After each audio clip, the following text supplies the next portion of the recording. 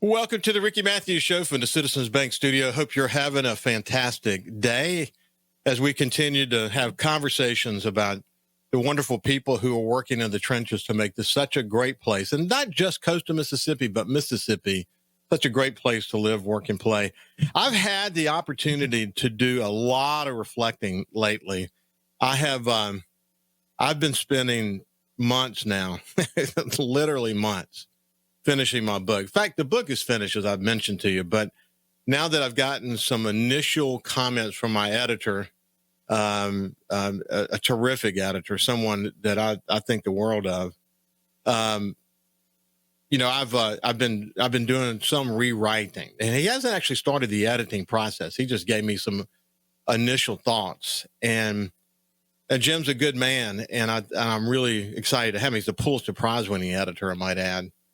And so, just by asking a couple of really important questions, he didn't send me back to the drawing board, but what it did is it caused me to reflect a little bit more, adding more stories to each of the lessons and really helping to kind of make what I'm writing hopefully profound, not just here in coastal Mississippi, but really, I think a book that can touch people across the United States. And so, in fact, I will say that the name of the book originally, as I may have mentioned to you, I called it Hope's Epidemic, How to Make Hope an Epidemic, Hope's Epidemic, 26 Lessons about finding hope in your storms. And it's evolved over time, and the current working title is Finding Hope, Lessons from Life's Hardest Moments.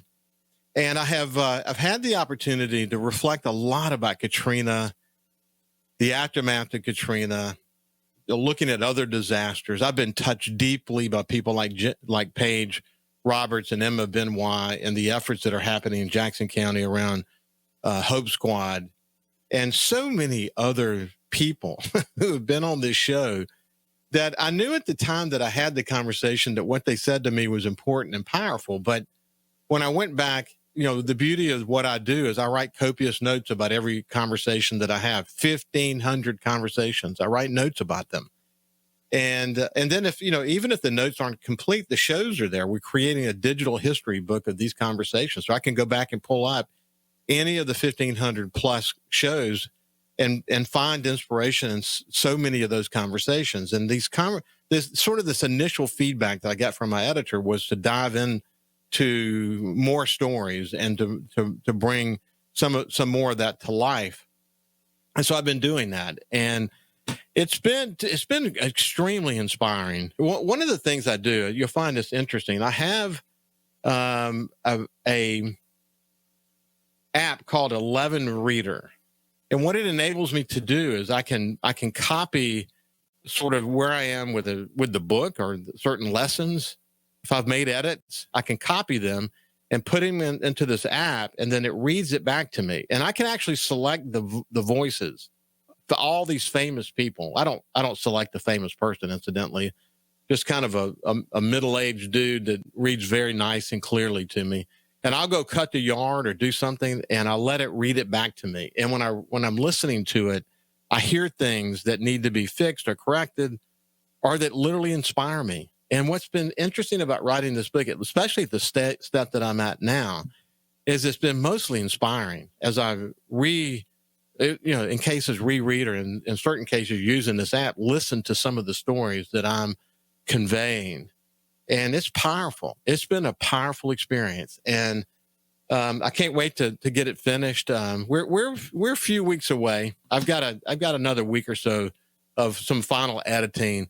And then Jim Asher is my editor's name. He used to lead the Washington Bureau for Knight Ridder and AP, and he won a Pulitzer as an editor on the Pentagon Papers. And I mean, he's just incredible. How I know him, incidentally, not only did we both work for Knight Ridder, but he actually came to coastal Mississippi after Hurricane Katrina with a number of other Knight Ridder journalists to help us in the aftermath of Hurricane Katrina. And we developed a close relationship. That was over 20 years ago. And even today, we continue to have that. He's been on the show multiple times, and he's just a great resource, and he's agreed to help me edit. And then after the editing process is finished, then we're in conversations with several different publishers And, we'll see where it goes from here. But it's been quite a catharsis for me to go through that process. Okay, enough about that. I'm thrilled to have today Jamie Miller, who's the CEO of the Gulf Coast Business Council, joining me. Been a lot going on at the Business Council. Most recently, the Lieutenant Governor was there, and the role the legislature plays in so much of what we do here in coastal Mississippi is so darn important. And for those of you who have not heard Jamie and I talk before, we'll remind you about the Business Council and what it's all about. I was privileged to be at the table when we formed it, and privileged to continue to work with them in whatever way I can to promote their efforts. And without any further ado, let me welcome my friend Jamie Miller back to the Ricky Matthews Show. Jamie, how are you? I'm doing well. I'm doing really well, Ricky. Thanks for having me. So you heard me at the beginning of the show kind of reflecting a bit on this journey that I'm on. But, it's interesting. I bet in your work, because you worked at you were around after Hurricane Katrina. You were certainly involved in recovery efforts from in different roles. You actually worked with me over in Alabama after the oil spill. You've had the opportunity to touch people, leaders who bring different forms of inspiration to the table, but regardless, they step up to the plate in pretty fundamental ways. And it keeps you first of all, you can learn from them, but it also keeps you wanting to contribute and make a difference and, make your leadership matter. That's true, isn't it? Yes, I was like many people after Katrina working in the private sector, and Katrina changed everything. Lost a job just due to the employer I was working for in New Orleans, and ultimately got to be a part of Governor Barber's coastal office handling recovery and renewal. And as you said, eventually you played a part in a role in standing up the Business Council, which was a private industry-led effort to help guide recovery. And in those most desperate times, I think in anybody's life, you don't want to feel alone. You want to have the hope. I'm looking forward to reading your book and this idea of hope, and how do we find that hope in desperate times and at other times in our life as we're trying to achieve things. So, yeah, Katrina, anyone who was a part of that event or recovery, it really shaped and formed so much of our lives, and it still does today. Listen, I want to share a couple of paragraphs with you. I didn't plan to do this, but I just want to share. We got about 3 minutes left, and we'll pick it up on the other side and find out the latest. But one of the things I was writing this morning was this. Those who rise from despair have this in common. They lean on that spark of hope. It builds something extremely important in them and in their communities. I was touched by so many incredible leaders in neighborhoods and communities and at the paper. So many stand out, too many to list. But one I want to share here, and let's see, I might be able to get it done in that short period of time. It's about John Hairston. John Hairston was the chief operating officer at Hancock Bank when Katrina hit, and now is the CEO of Hancock Whitney. Led a recovery effort after the storm that revealed the power of the inner spark of hope, the resilience to overcome daunting odds. With the bank's Gulfport headquarters and most branches damaged, John spearheaded efforts to distribute millions of cash to desperate residents, often on handwritten IOUs, and relocating operations across 4 states in just 3 days while leading the community recovery. His leadership helped establish Coastal Mississippi, a regional tourism organization recommended by the Governor's Commission, among other very important initiatives. It showcased John's servant heart, tireless energy, and belief-driven leadership shaped by mentors like George Slogel and Leo Seal, who taught him the value of community history and accountabilities. John's resilience was forged through personal storms, including the loss of his 6-year-old daughter, Kennedy, to a rare disease. It was a heart-wrenching blow, he said, yet inspired by his terminally ill pediatrician, Dr. Eric Fajardo, he and his wife, Ann, chose, rather than despair, building a life around hope. Nearly 20 years later on my radio show, I asked John to reflect on Katrina's lasting impact. Knowing what a bad day is can be helpful. Having your entire way of life, church, home, school, office destroyed in 12 hours, hundreds of people you care about homeless. That's a bad day. Losing your daughter was a bad day. If you live long enough, you face these days and decide, sit in the corner feeling sorry for yourself, or as Governor Barber used to say, hitch up your britches and get back to work. John's choice to rise, rooted in hope and service, defines his leadership and this lesson. And then I go on to talk about Hope Squad and what they're doing to save lives. This effort that the suicide attempt survivor Emma Benoit and Paige Roberts and others are engaged in. So much inspiration. When we get back on the other side, you can respond to that if you want to. And when we then we'll get the latest that's happening at the Gulf Coast Business Council. When we get back, we'll continue our conversation with Jamie Miller. We'll see you after this. Welcome back to the Ricky Matthews Show. We're visiting with Jamie Miller, the CEO of the Gulf Coast Business Council. And before we went to break, I shared just one quick story about John Hairston that I wrote. And what is lesson 13, and the title for that lesson is Uncover Your Inner Hope. And I have a reflection at the beginning of each of those chapters. And the reflection around this particular chapter is hope is an ember in you waiting to be lit. Seek it, and it will light your way. And so basically, this lesson is about encouraging people to find their inner spark. I mean, you in some really tough situations, the death of John's daughter as an example, and Katrina's aftermath, another great example.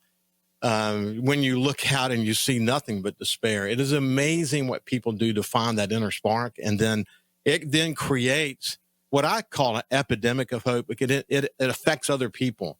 And then they find theirs and they find someone else. And before you know it, you have entire communities rising together, feeling that. But it starts with a spark inside you. And it's a powerful thing. Anyway, what were you going to say about it, Jamie? Well, Ricky, what I know from you, or at least my time that we had conversations, is that, faith plays a real role in your life. We look different in our 20s than we do in our 50s, or I do. And I just, when you talk about hope, hope is certainly something that's important to motivate us. But I also believe that it's got to be anchored in something greater than kind of this horizontal, the way we look at the world, our relationships with each other. To me, my faith is what kind of carries me when I'm at my most desperate time, when I'm at my most, maybe down with relationships or profession, whatever it might be. But you're right, that hope gets contagious when you share it with others. People don't want to feel alone. They want to feel like there's someone else in their corner. And when you have events like Katrina, I didn't know the story about John's daughter until maybe a few years ago when he shared it with me. And of all the problems we think we may have, to lose a child is maybe one of the greatest tragedies any parent can go through. So that seemed to propel him forward, to really motivate him to give hope to people that otherwise maybe wouldn't have found it after Katrina.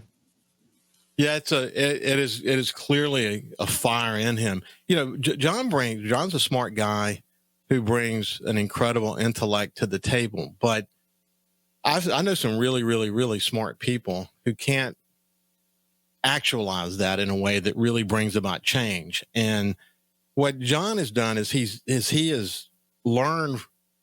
I say learn is maybe part of it, but I would say he has created an internal desire, a desire to want to make a difference, and it's driven him. And he's developed such a capacity around that, and that's what makes him a great CEO at Hancock Whitney, and so on. But you're right about faith. I have a chapter in the book about faith and some of my observations about it. And one of the things that Jim observed when he read it is he said, I think it's good that you have that chapter. And I actually quote one scripture that talks about perseverance. But he said, but he didn't say keep in mind, because he saw the total aspect of what I'd been writing and saw that mostly faith was confined to that one chapter. And he said he appreciated the way I did it, because he said, people live their faith in different ways. And I need to, if we really want to affect a lot of people, then it can't be all weighted in religion. There has to be something else, And he said, and otherwise you could run the risk of, in the process of sharing a really important message, you turn them off. And it's unfortunate some people are like that. My thought is that what I will do by sharing what I do share in that particular chapter is cause them to open their mind and see the value of prayer and a higher power, and this notion that I feel often in my life, this notion of divine intervention, that the sum total of all these experiences that brought me to this moment is, I'm being utilized for something important. And I see it that way. I'm humble about it.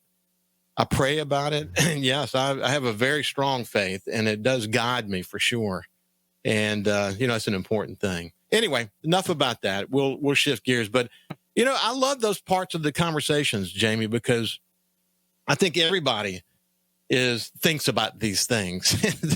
I think everybody doubts, do they have it in themselves to overcome adversity or whatever it might be. And I think when you talk about it, it gives them the sense, at least I hope, and that's what I hope to do with my book, is give them the sense that I don't care where you are in your life. I don't care how much despair you feel. There's hope there. You just have to find it. If you can find that ember of hope and do certain things, you can pull it out, and then it can then help you define a path forward. And I've seen it, man. I've seen it with my own eyes in so many different ways, and I share those in my book.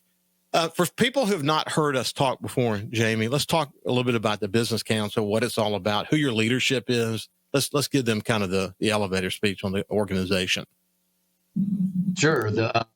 As we mentioned, the Business Council was stood up after Hurricane Katrina, somewhat as a result of the private sector and the CEOs that really manage the largest companies in the Gulf Coast, lower three counties, to make sure that a recovery was going to happen in a way that the economy could be stood back up, that schools and communities and their employees and just a way of life could exist as it did prior to Katrina.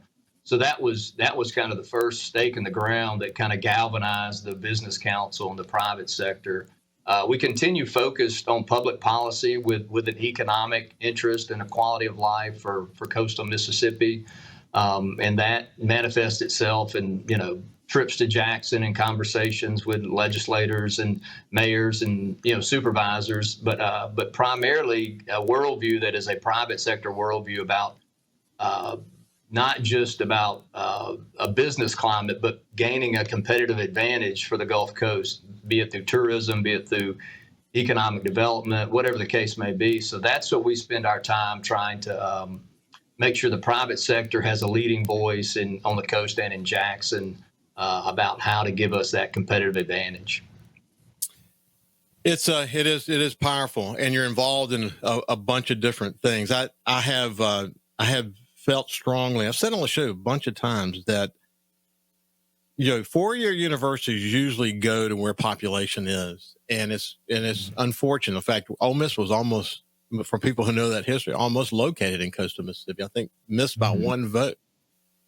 But we don't have, we've got presence of four-year university, and I think all that is important. And we've got a growing influence of William Carey University that, thanks to the late, great Joe Canizaro's vision, this campus William Carey has, the opportunities for it to continue to expand is really tremendous.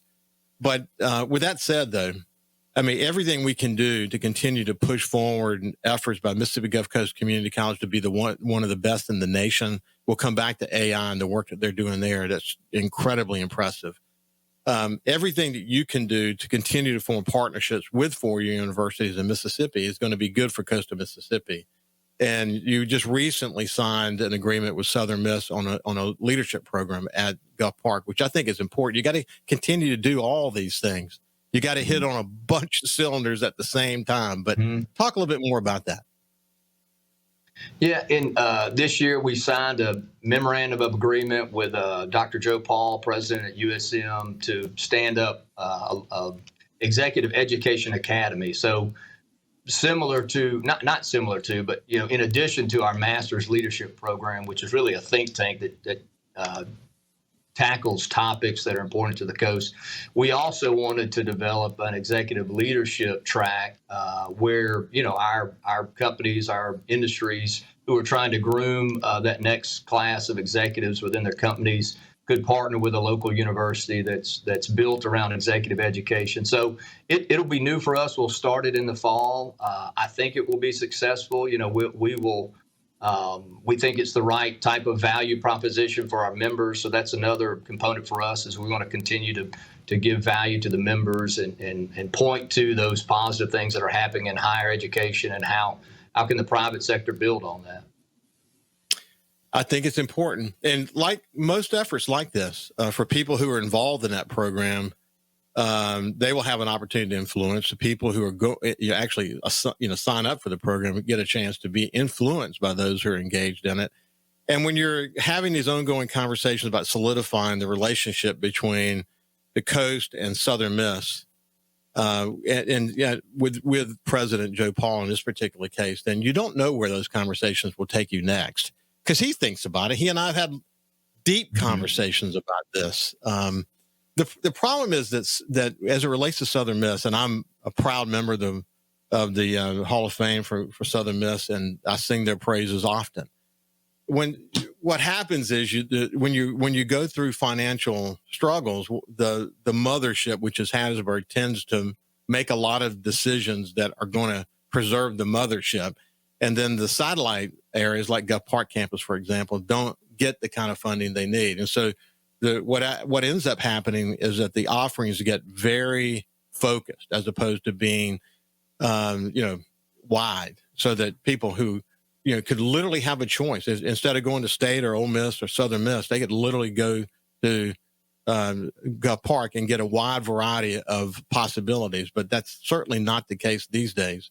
And so what it means is some of our best and brightest have to leave to go somewhere else to go to school. And if they want to go the full 4-year university in a 4-year school. Hey, we're at the end of this segment. When we get back on the other side, we'll continue our conversation with Jamie Miller. We'll see you after this.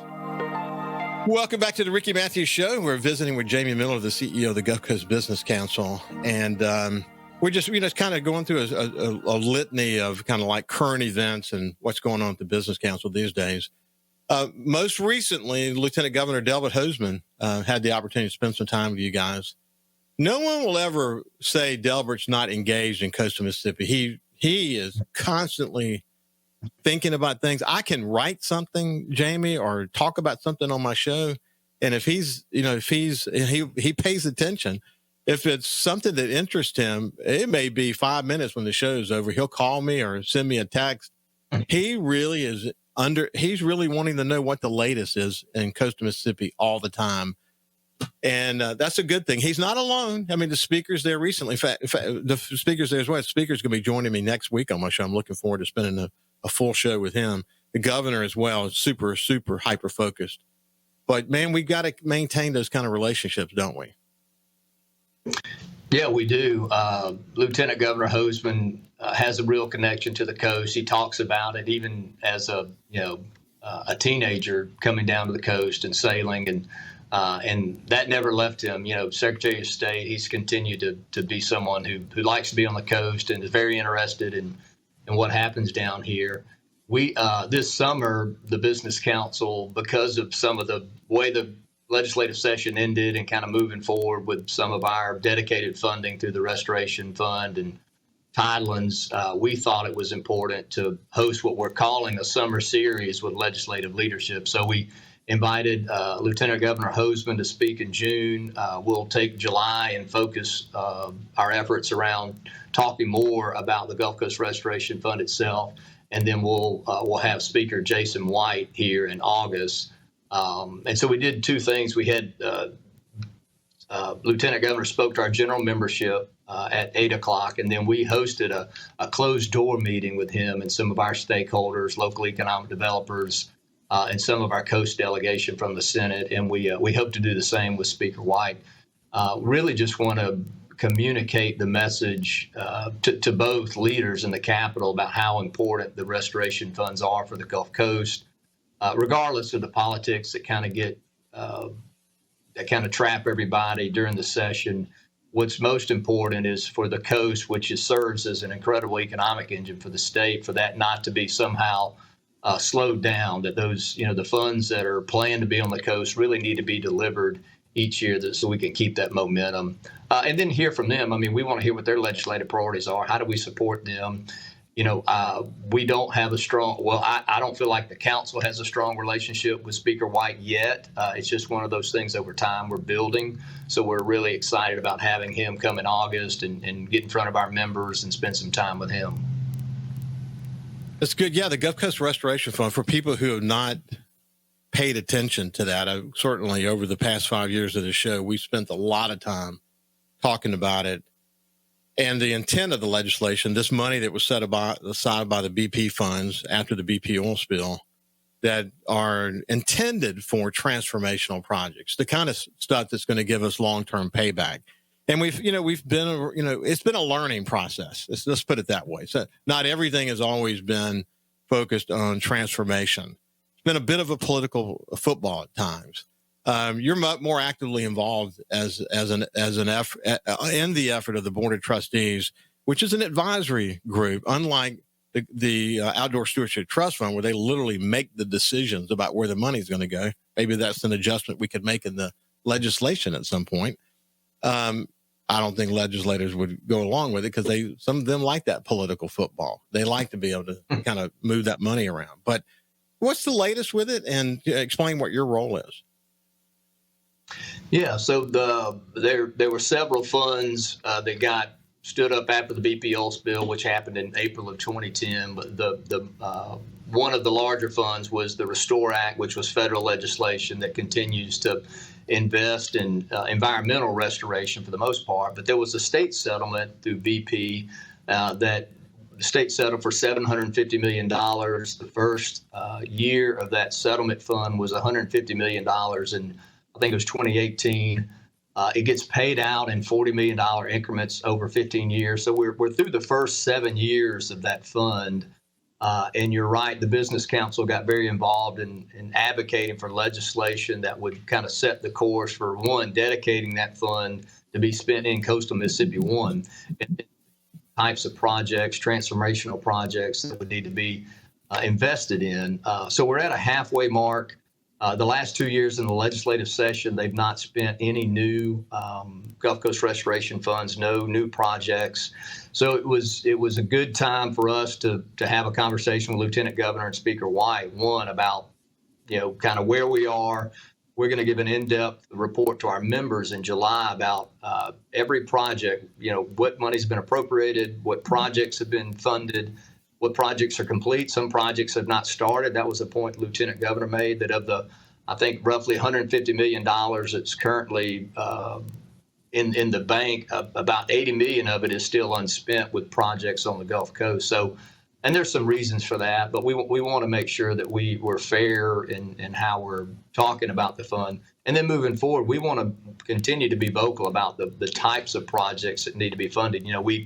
The Business Council and the Gulf Coast Community Foundation at the end of 2019 published a report about strategic investments for the Gulf Coast Restoration Fund. It was built around 5 principles of how the fund can be spent, to include quality of place, amenities, economic competitiveness, innovation, strategic infrastructure, resilient infrastructure. So there were some guiding principles that we want to reinsert into the conversation to make sure that the private sector, from our point of view, wants to share what we think is important to grow the economy, grow jobs, create the type of place that we want to live and for people to want to visit. So that's going to be what we're focused on through the summer, and then certainly probably into the session.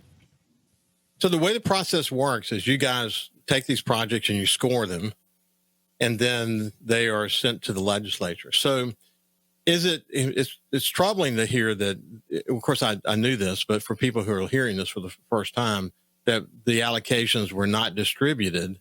The annual, was it lost in the flow or lack of confidence? What happened?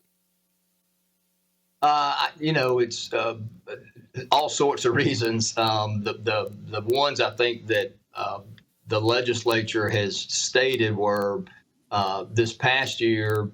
The session ended without a budget, so the legislature did not decide on state government's budget and other spending, and I think the politics kind of just caught that issue. And at the end of the day, it was just determined that if they weren't going to spend projects or money on member projects around the state, that they would not spend the Gulf Coast Restoration Fund or Go Mesa or Tidelands. So they froze all those types of individual projects.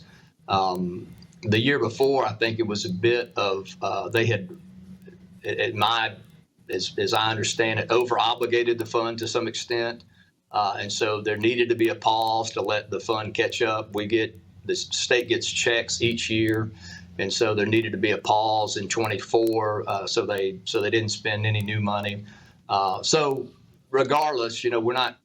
The point is not to kind of revisit all the politics of why it didn't happen. It's just to re-emphasize the importance of those funds. These are not general funds that get paid through taxpayer dollars. These are dedicated as a result of damages directly occurred on the Gulf Coast. So, I mean, we suffered through those economic challenges, and this was a result of that. We need to spend the money.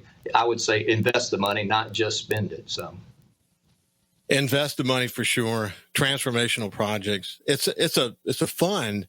If you think about other markets across the United States, they don't have this. This is actually a competitive advantage.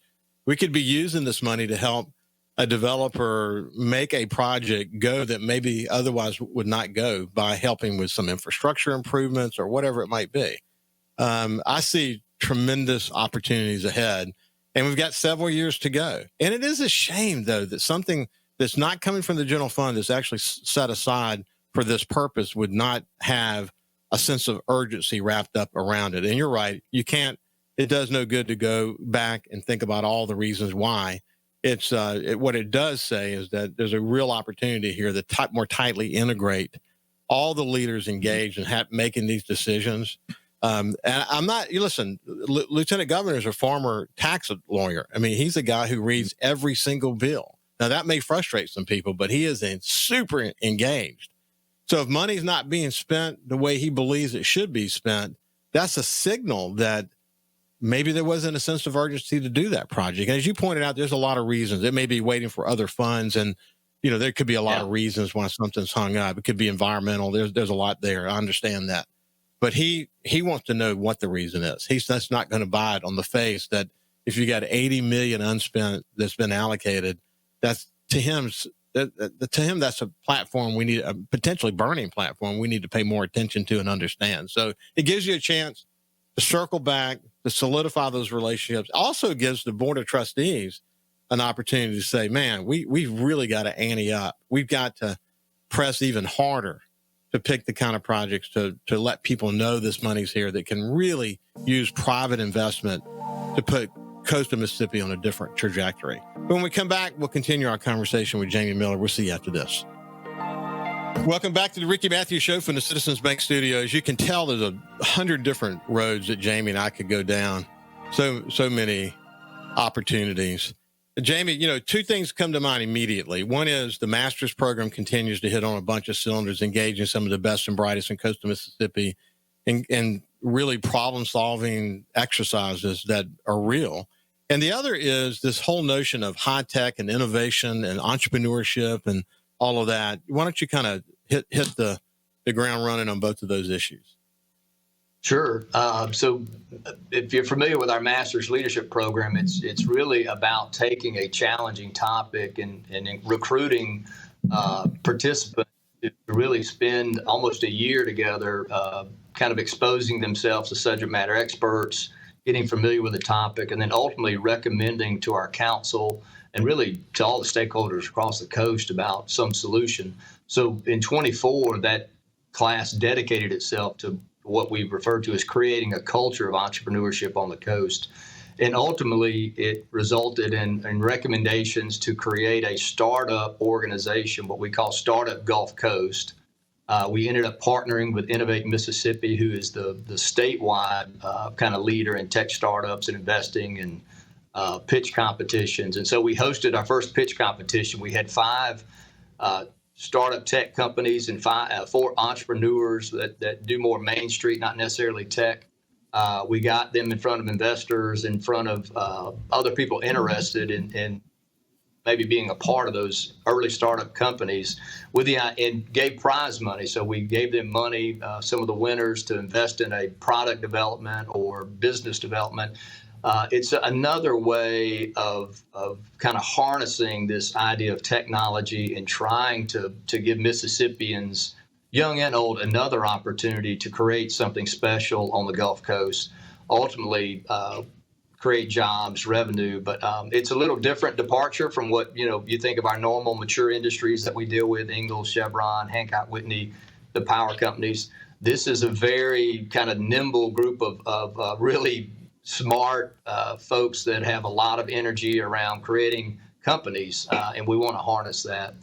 Our current master's class is involved in something that we're referring to as the South Mississippi Defense and Military Affairs Council. So we want to stand up another organization to focus not just kind of in silos around our defense industries and our military installations and missions, but a more regional group that would have professional staff ultimately to focus solely on the missions at Stennis and Keesler, and defense contracting to include what happens at Ingalls and other places. So it's really just doubling our efforts and kind of galvanizing around those things that are important to our economy that you can't just pick up every few months and pay attention to. They really need a dedicated effort. We were successful in securing a grant with the Mississippi Development Authority to help us with that effort, and so that's going to be a real accelerator to get us to travel where we need to travel. We're going to travel to Georgia in July to visit the Army's Cyber Center of Excellence. The state's investing in a cyber center here at Keesler Air Force Base. We'll learn some lessons from what they're doing in Augusta, and hopefully bring those things back home. So it's another big initiative that I think will pay dividends down the road. Yeah, as I wrote recently, this notion of over 87,000 jobs, and that's direct and indirect jobs, just in gaming and government. And in government, just for the listeners as a reminder, you're talking about Ingalls and Bollinger and Keesler and CB and Stennis, and so much more, the supporting industries and all of that. The amount of our economy that's based on government decisions is tremendously important. And we should not leave a stone unturned. As we watch Stennis, as some of their programming is getting threatened, and we watch the emergence of sort of the free enterprise role and space travel, et cetera. We'll see the role of Stennis change dramatically. But the bottom line is what you're doing is saying, man, we're not going to ever find ourselves in a position where we don't understand how all those pieces fit together. Where are the strengths, where are the opportunities, where are the threats? How do we make the best of that relationship? Can we grow it? How do we grow it? And so on. Yeah, I get it. And is that important, man? I can't tell you how important that is. There's a lot to think about there, isn't there?